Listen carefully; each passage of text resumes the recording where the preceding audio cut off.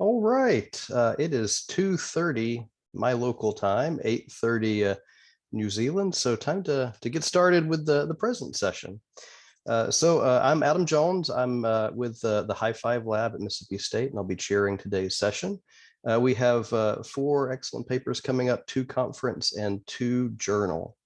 So without any further ado, let's get started. Our first presentation is going to be a presentation video presented by Erik and Marie Fiedler. And it is exploring presence, avatar embodiment, and body perception with a holographic augmented reality mirror. So if we could roll video.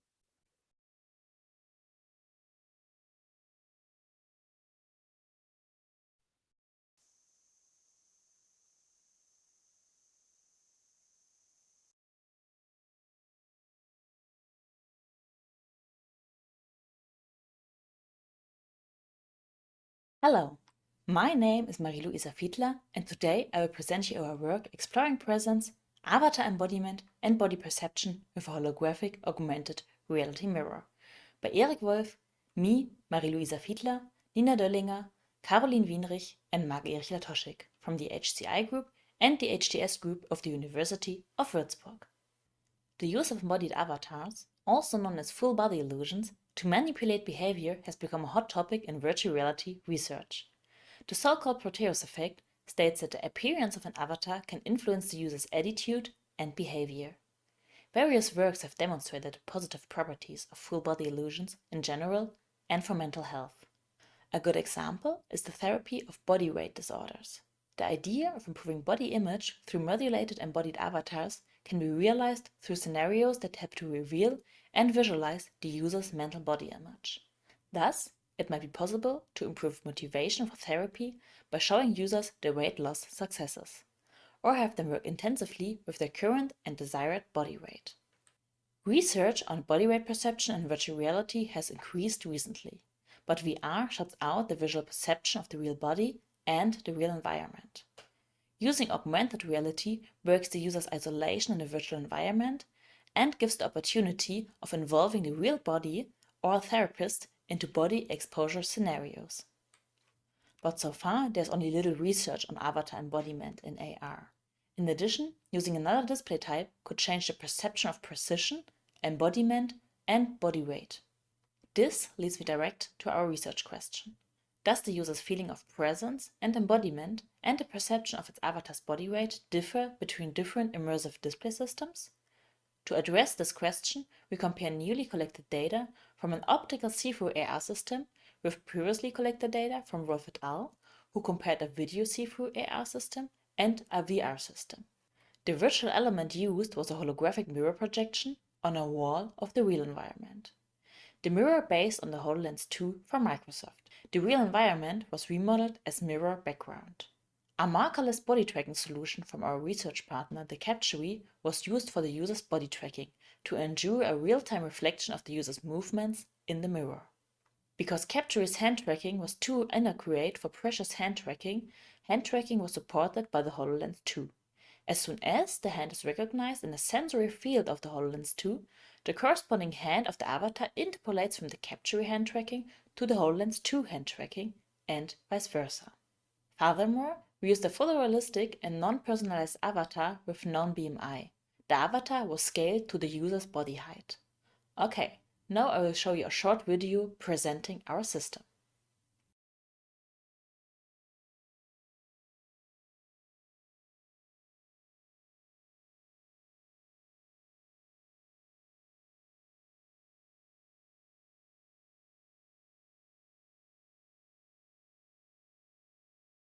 Let's proceed with the methods of our study. The study design was a 3-1 between subject design.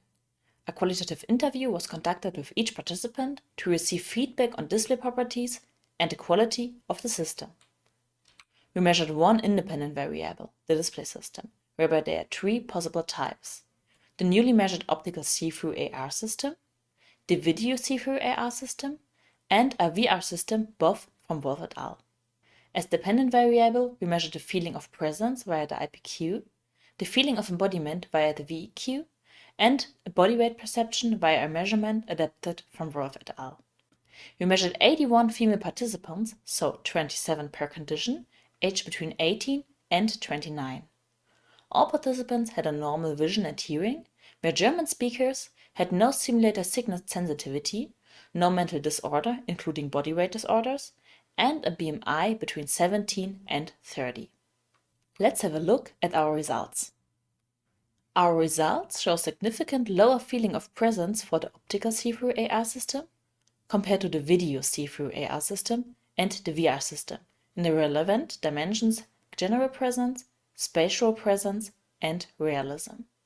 There were no significant differences in the feeling of embodiment between the optical see-through AR system and the video see-through AR system, and only partially between the optical see-through AR system and the VR system for both the virtual body ownership and the agency. We found significantly higher body weight estimations of the avatar for the optical see-through AR system compared to the video see-through AR system. Furthermore, the body weight estimations were predicted by the participants' BMI for the video see-through AR system and the VR system, but not for the newly measured condition, the optical see-through AR system. The results of the conducted interview was that the display properties like brightness and a small field of view of the optical see-through AR system did not prevent participants from performing the tasks of the experiment. The overall pose and movement of the avatar were mostly rated positively, with people stating that their own movements were well mirrored. A lack of quality in the details of the pose were reported. Altogether, our holographic AR mirror provided a lower feeling of presence than more immersive display systems, but a similar feeling of embodiment than more immersive display systems. Moreover, body weight perception of avatar might differ between different immersive display systems. From these findings and the feedback of the interviews, we derived the following implications. Our holographic AR mirror is a practical and easy-to-use alternative to fully immersive display systems, and it allows the integration of the real environment without major loss in the feeling of embodiment. Nevertheless, body weight estimations in AR and VR systems may be subject to a systematic bias. This leads me direct to our future work, because therefore, future work should explore a holistic and controlled comparison of avatar perception between different immersive display types. The exact display properties causing body weight perception differences should be investigated, the practical relevance of the observed differences in feeling of presence should be determined, and the results should be embedded into practical application. Thank you for your attention. At the end, we would like to thank the German Federal Ministry of Education and Research, which funded this research in the project VITRAS.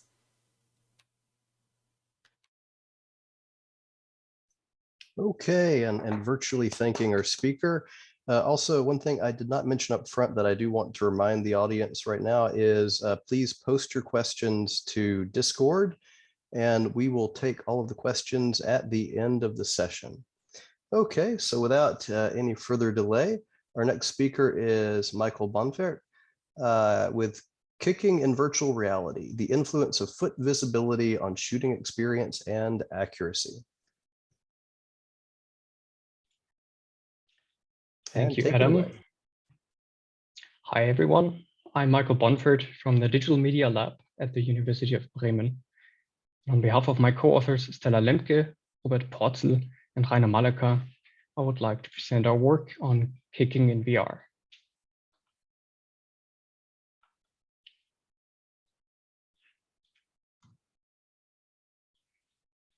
The visibility and visualization of hands has been a prominent topic in research. Our hands are the most versatile and sophisticated tools we have. Today, it is well understood for what purposes and with what visual fidelity hands should be represented in a virtual environment. Naturally, there is less research on foot interaction. Some previous work has investigated aspects of tracking and visualizing feet. Pan and Steed showed faster task completion and an impact on presence and the interaction itself when assembling a jigsaw puzzle.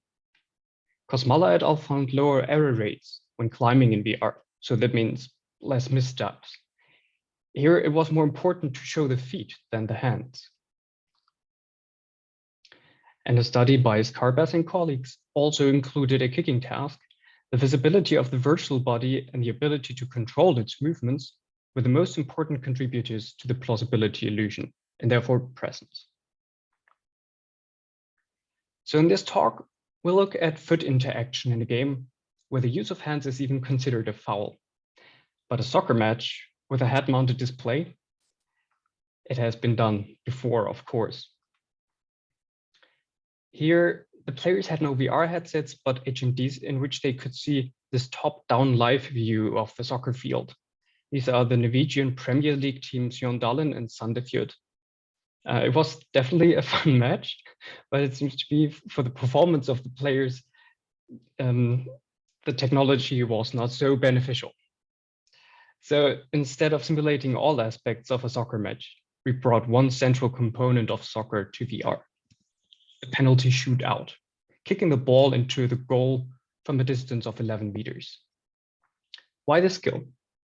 Professional soccer players do not look at their foot when taking a shot, but at the target. When hitting a real ball, you have haptic feedback that informs your kicking. In VR, only proprioceptive or visual cues could make up for the lack of haptic feedback. So how important is it to see your foot when kicking in VR? To find out, we conducted a user study. The task was to hit 8 targets in a given order. The targets were windows about 1 meter wide and 11 meters away from the player. We implemented the testing environment with Unity 3D and Steam VR. The players were equipped with an HTC Vive headset, a tracker attached to their shoe, and a controller for manually respawning the ball. The between group experiment had 2 conditions. One group of players had a visible foot to shoot with, the other group could not see the foot. We measured the influence of the foot visibility on aspects of performance and player experience and did a short interview. In total, 28 people participated in the test. The sample included a range of inexperienced to professional soccer players. Let's have a look at the results. Most importantly, the accuracy improved significantly by showing the foot. Here you can see the total number of shots needed for all targets. Players with invisible foot needed 58% more attempts, up to 21 shots per target. The best performing player needed less than 2 shots on average and could see the foot. With visible foot, the players were on average over 1 minute faster. However, this difference is not statistically significant. The perceived body ownership, on the other hand, was rated significantly better by players with visible foot. Players without visualization were in large disagreement here. Regarding the control over the ball, we did not see a difference between the means. However, the foot visibility caused a large variance of ratings on ball control.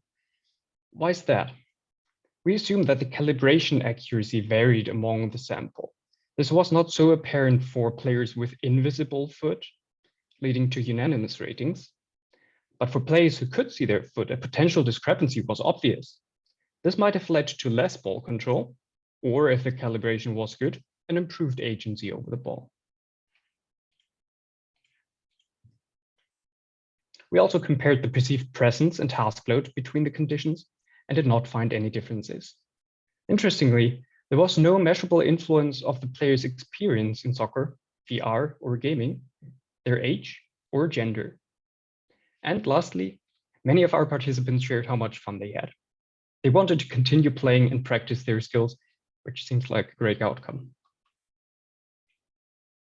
So what can we conclude?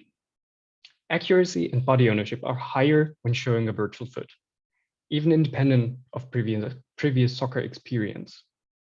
Although most players from a control condition said they did not miss seeing the foot, they needed many additional shots. One player only became aware of the foot visualization at the end of the session, and still, it might have improved his aiming.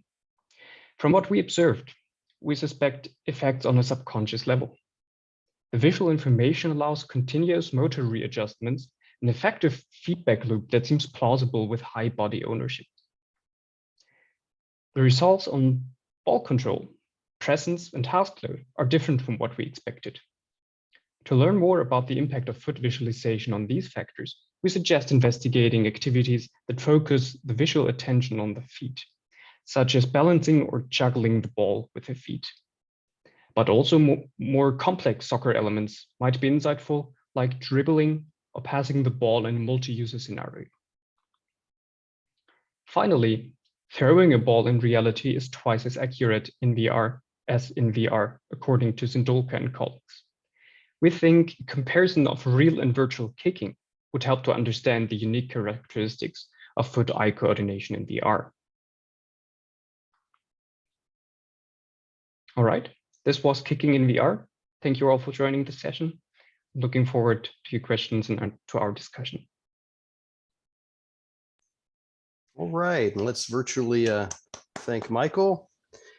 And moving on to our next presentation.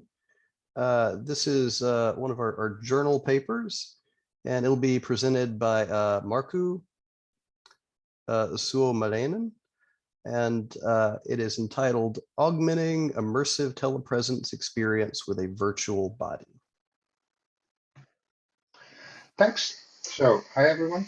My name is Markku Suomalainen from the University of Oulu, and I'll present the just mentioned paper. So, what happens if you have a virtual body in an immersive telepresence experience?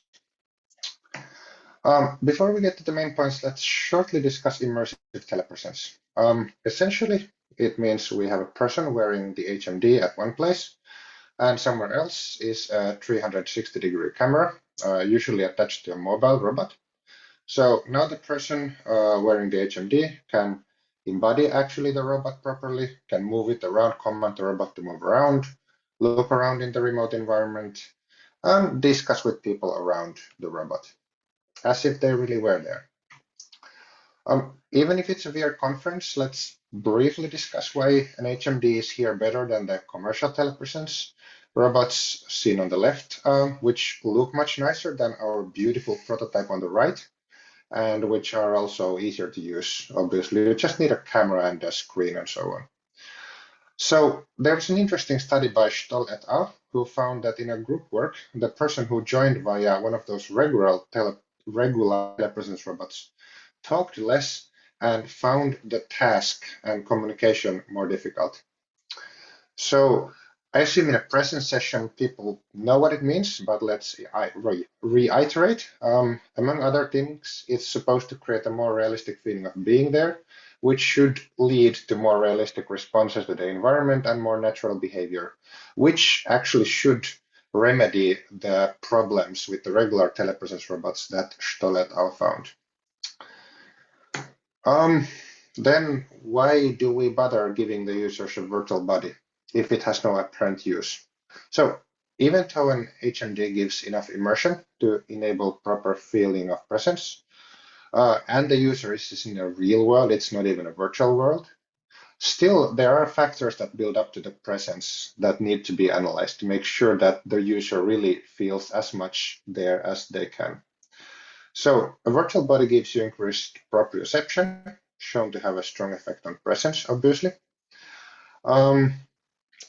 Also, this is really what we wanted to try. So does seeing your own arms as robot arms increase the feeling of presence in a communication telepresence scenario? So it's clear arms are important for communication, but it's not clear how important they really are for the person using them when they are just talking with another person, maybe. So based on the literature evidence, we formed three hypotheses for the case of endowing a person doing immersive telepresence with a virtual body. So first, we assumed the body would increase presence, or place illusion to be specific, which is one of the building blocks. So since measuring it's tricky, we wanted to use a combination of questionnaires and behavioral metrics. So we used the SUS questionnaire and forced choice at the end, and some behavioral metrics, which I'll discuss later. Then we used questionnaires for co-presence, and for preference, we just asked which one do you prefer at the end after they had tried both conditions. So to test this hypothesis, we created, okay, the video is not playing automatically this time. We created a stationary telepresence scenario in our lab, so there was no moving robot here. So Alexis was sitting on the chair there. And here you can see one of actually the key moments where they tried to break the, not break the presence, but actually probe how present they felt. So they approached, so to say, too close for comfort. So Alexis went through a script which solicited responses, but they were not strictly required. So even if the user participant didn't say anything, they could still run through it. So this was one of the key events. In the other key event, the rat that Alexis picked up, she threw it at the participant, and we measured how much they moved their arms when the rat was thrown at them. Up. Let's not watch that again, but rather go to the next slide. Okay, here we go. So what about the results then? So the pilot study, which had 20 people, showed large effect sizes for all the hypotheses mentioned. But in the main study, where we had 62 participants, only presence was partly confirmed. So for presence, the questionnaires yielded nothing significant for behavioral metrics. So when we measured how much the participants moved their arms when a plush rat was thrown at them, so the pre-registered motion analysis method was barely not significant after the home correction. The robustness measures did show significance, but we did not pre-register those, unfortunately. And for preference, it was also close, but with the correction, the result was deemed not significant. We were quite surprised by this and started looking through the qualitative data. So after each comparison question, we asked why. It turns out the participants for whom having the body did not increase place illusion, they most often mentioned naturalness as the reason, and occasionally plausibility. But essentially, it meant that they didn't find the arm very believable. So we wanted to dig a bit deeper here through some interaction analysis. It turned out that whether the user preferred the body or not had a really strong interaction both with the SUS score and the behavioral metrics. So in a sense, the participants who preferred the body had higher SUS scores, but also participants who did not prefer the body had higher SUS scores without the body.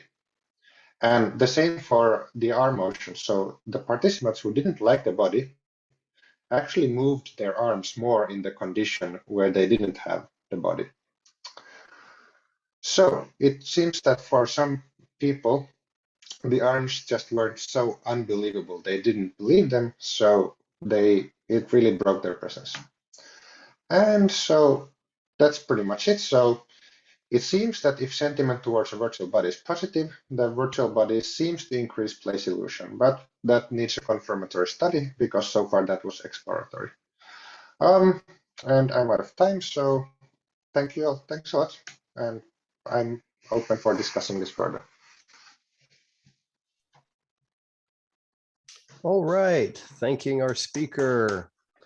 Okay, and reminder, please post your questions to Discord and we're going to catch those at the end.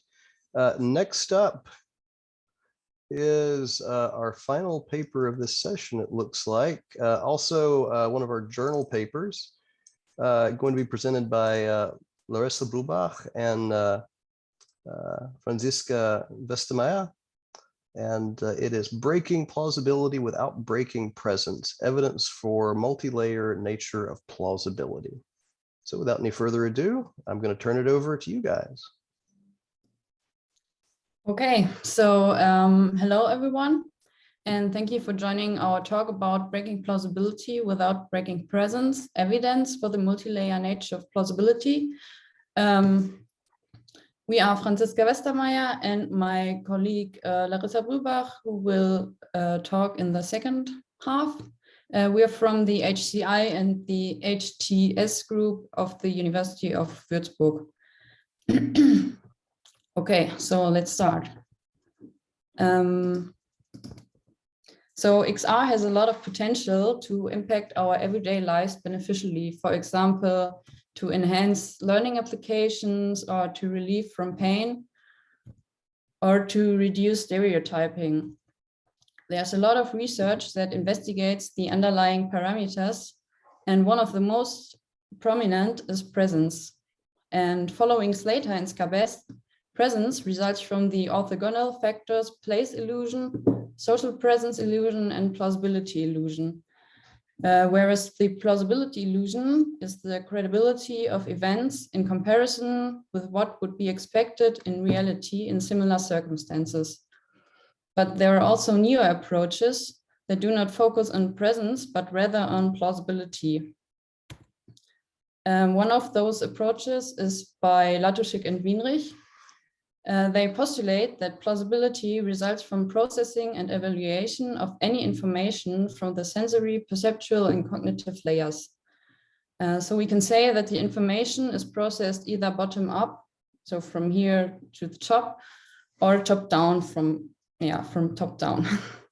And you can see these different layers in the left part of the model.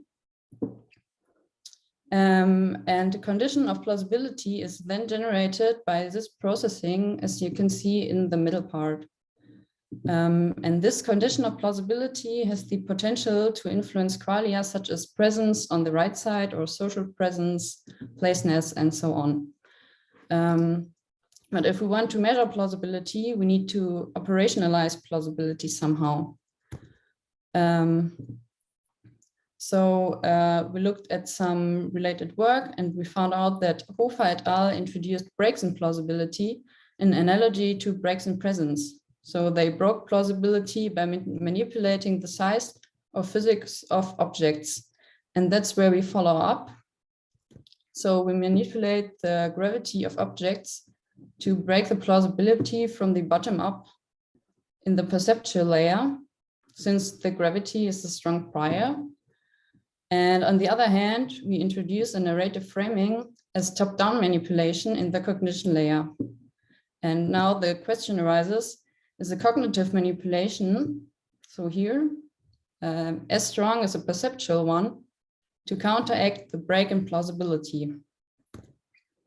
So with this question in mind, we designed an experiment where the narrative framing was in line with the gravity-defying objects, with the idea to counteract the break in plausibility.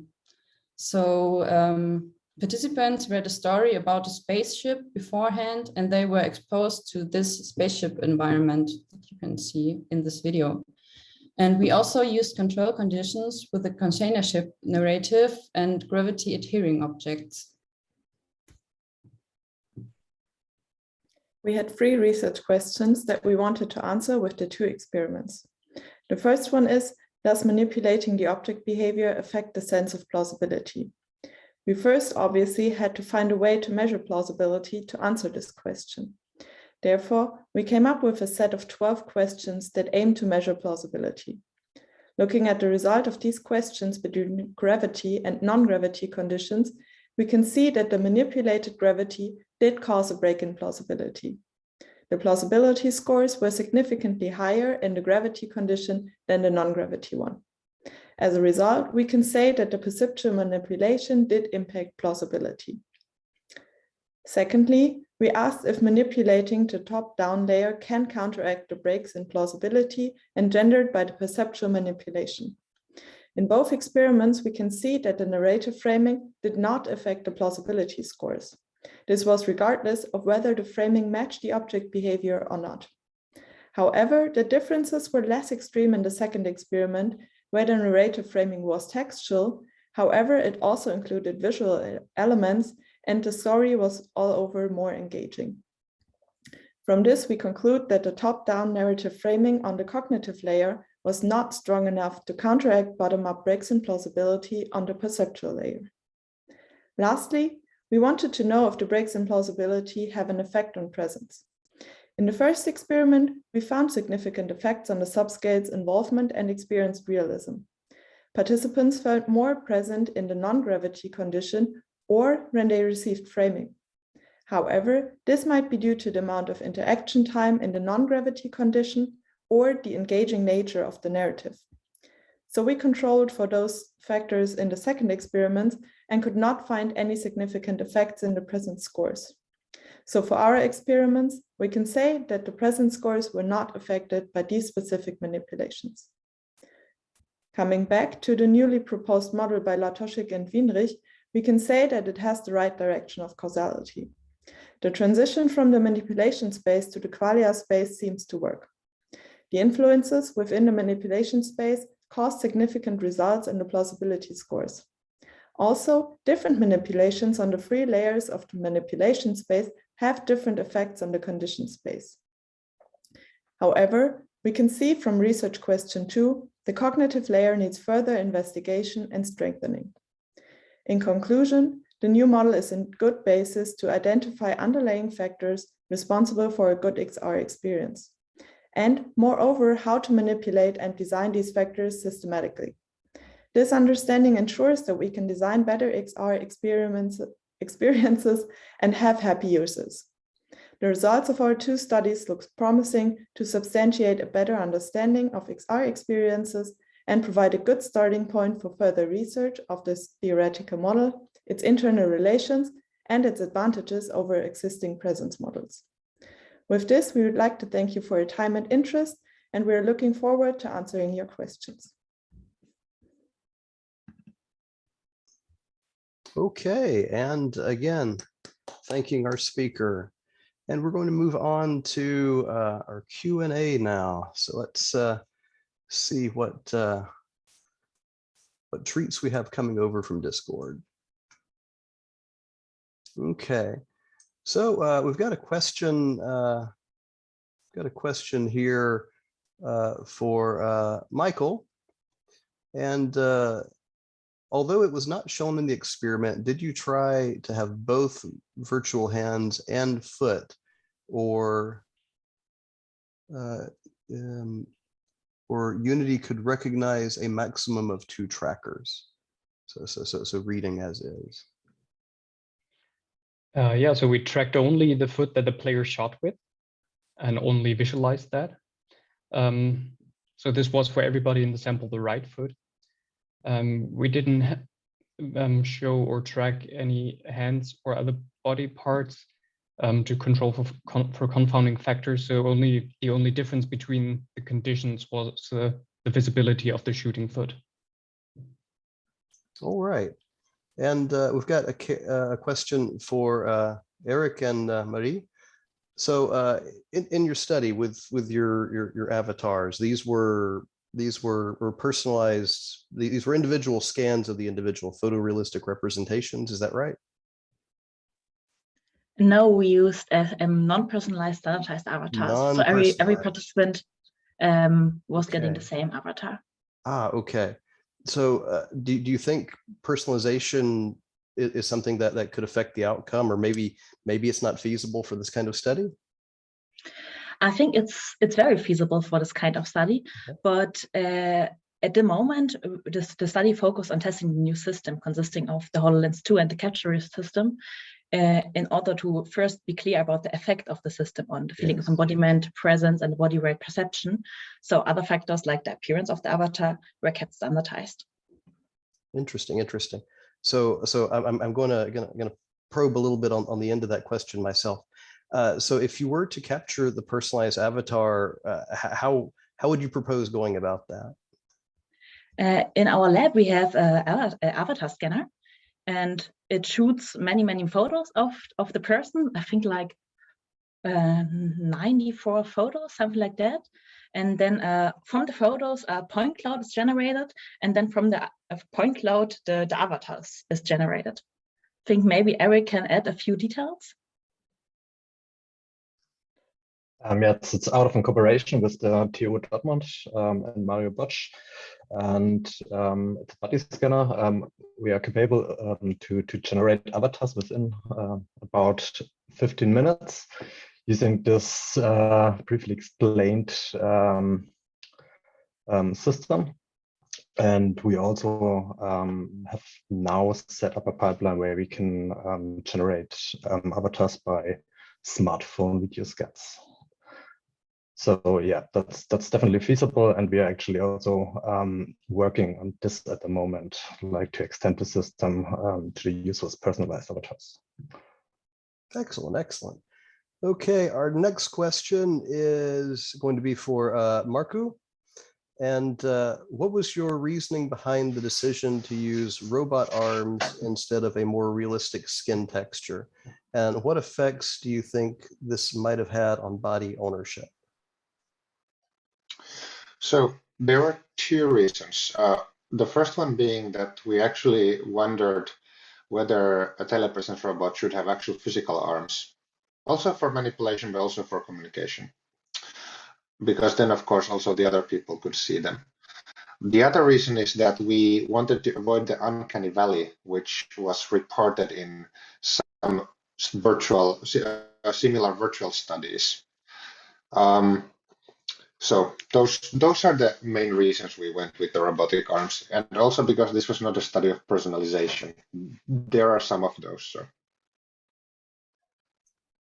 Okay, and we've got a question for Larissa and Franziska.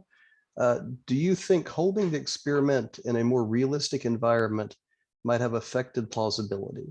My concern with putting participants into non-realistic environments like a spaceship is that it might already bias them towards a suspension of disbelief.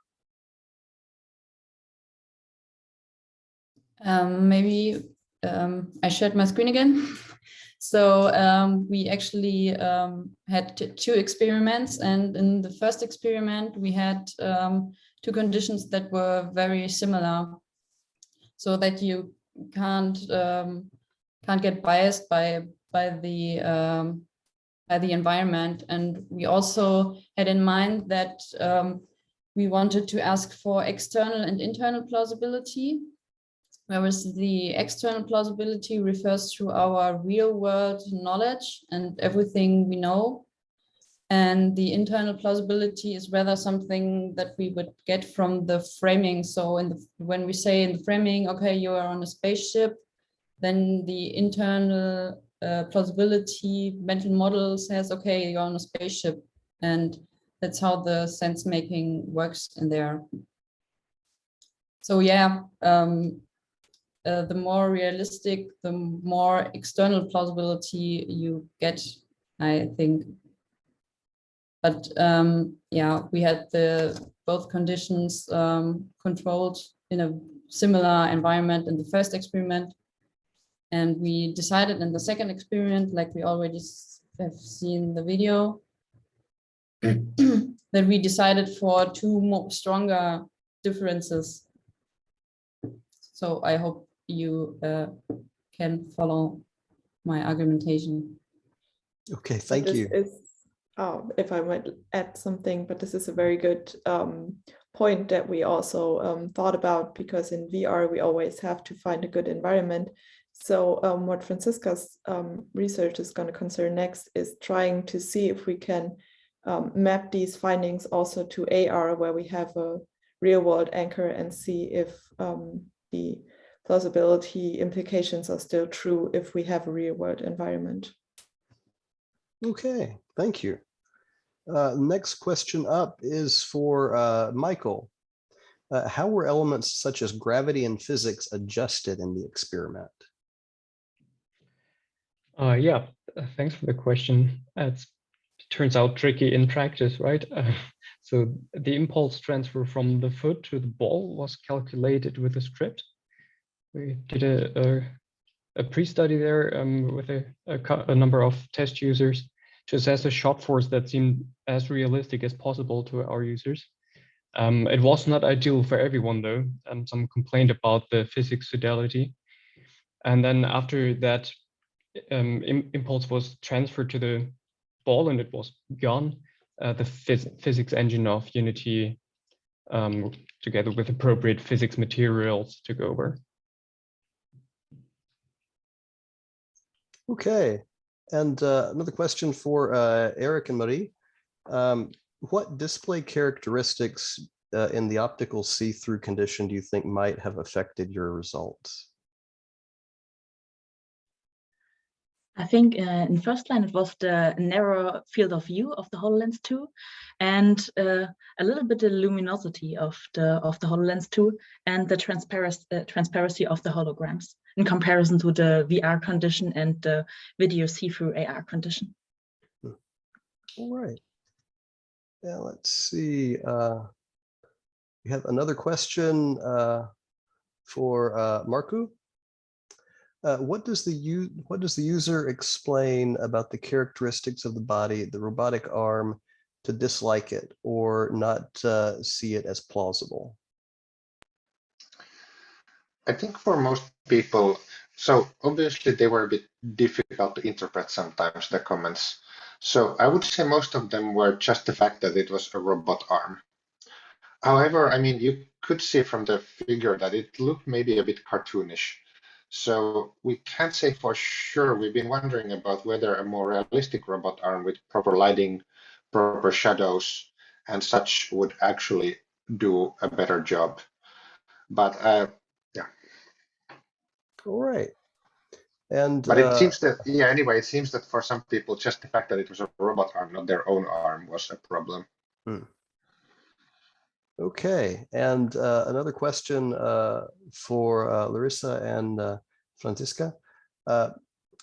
What is, let's see, let me read this one more time. Okay, what is on the paper the instrument that you used / developed for measuring plausibility? What are the dimensions and factors that it covers? Yes, so Franziska just showed the 12 or 13 questions that we came up with. We do see that a weakness of our research is that those questions have not been fully validated yet, but this is subject to further research. And as you can see, we have 5 questions that we're aiming towards external plausibility and 6 questions that were more for the internal plausibility and 1 that did not have a category yet.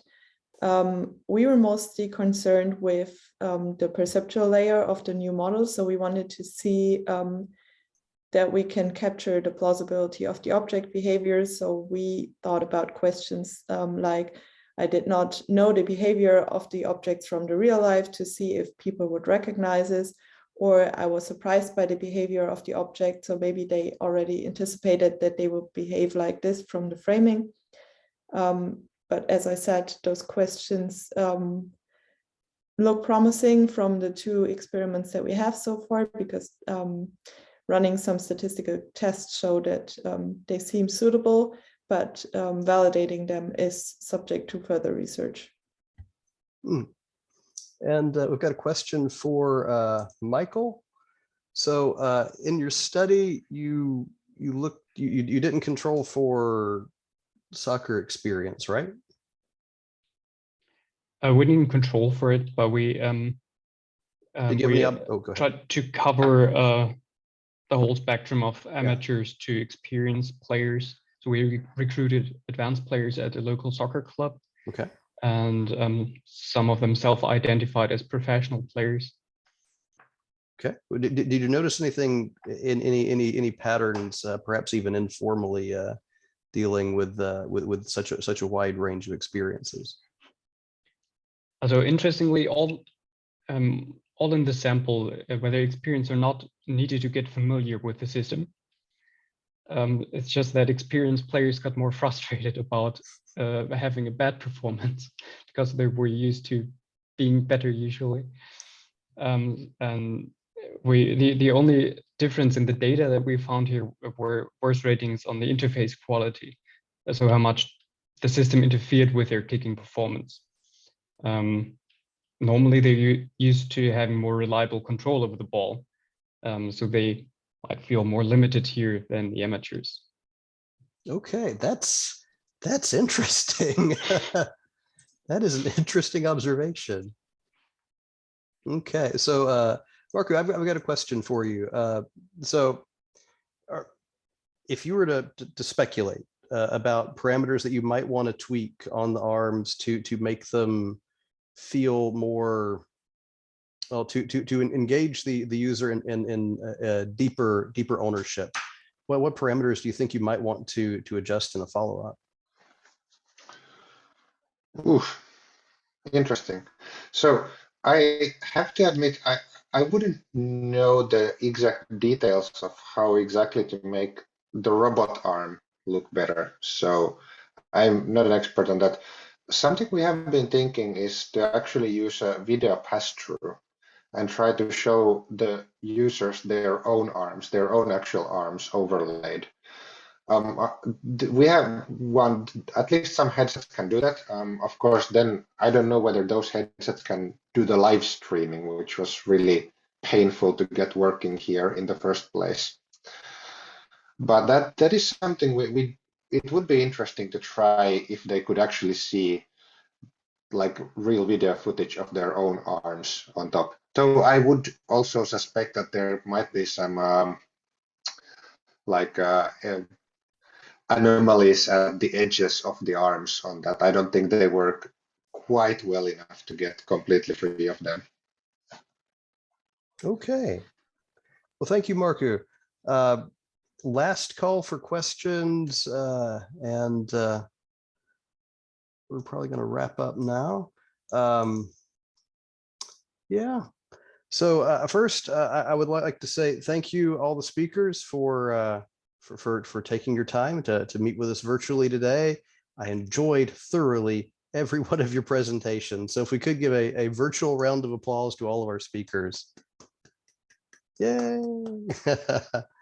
All right. So if we don't have any more questions, we'll go ahead and wrap up the present session. And again, thank you all for your time, and audience members, thank you for attending. Have a good day.